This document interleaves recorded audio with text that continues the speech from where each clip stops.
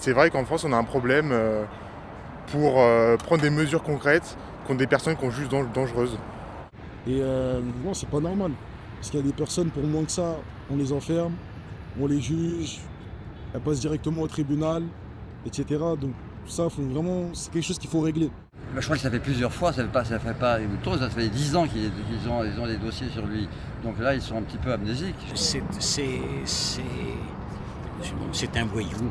Il aurait pu être mis derrière les barreaux, malgré le fait qu'il y ait énormément de cas en France d'agression sexuelle. Je pense que ça n'excuse en rien le fait qu'on ne peut pas laisser un individu comme ça en liberté. Évidemment, le fait que le gouvernement demande aux magistrats d'ouvrir tous les dossiers sur les enfants, je trouve ça complètement normal. Et qu'aujourd'hui, des criminels, des assassins comme ça devraient être aujourd'hui en prison, voire revenir sur la peine de mort. Je suis désolé, mais quand on s'attaque à des enfants, il n'y a pas la peine devrait être capitale. Enfin, dans la sphère juridique, en fait, il y a beaucoup de contraintes qui sont imposées à la police ou aux juges. Et il faudrait mettre des mesures pour faire en sorte d'accélérer ce genre de procédures. Parce que là, c'est des procédures qui ont des conséquences graves, comme on le voit, surtout avec des personnes qui commettent en amont des crimes qui restent finalement impunis, libérés dans la nature. C'est vrai qu'il y a des choses à faire sur ce sujet-là. Selon moi, la lenteur administrative, elle est générale. Et le problème, c'est effectivement les budgets qui sont alloués aux différents ministères. Et malheureusement, pour remédier à ça, il faudrait augmenter les impôts. Et ça, je crois qu'on n'est pas vraiment prêt à ça en France.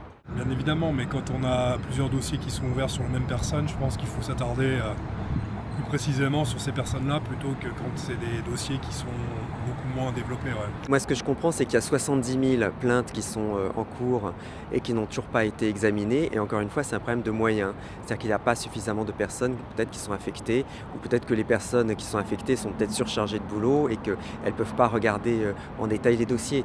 Et ça, on le voit un peu partout. Il n'y a pas qu'au ministère de la Justice. C'est un peu dans tous les ministères, c'est comme ça. Dommage. Enfin, je sais pas, ça pourrait être plus simple. Au lieu de simplifier les choses, ils les compliquent toujours. Avec des normes supplémentaires, etc. Je pense que c'est plus conséquent. Je m'en tiens au discours de Emmanuel Macron en 2017. Il disait ne s'occuper et vouloir renforcer la sécurité des enfants de notre pays. Oui, je pense que les politiques aujourd'hui, avec les échéances électorales qui arrivent présidentielles, il faut qu'ils se réveillent. Ouais. Sans quoi, les extrêmes vont arriver fortement. Les partis populistes ils ne trouveront pas de vraies solutions, mais en tout cas, c'est sûr qu'ils vont utiliser ça pour dire regardez l'insécurité en France et demain ça va se passer chez vous. Ça, on en connaît beaucoup de partis qui vont dire ça.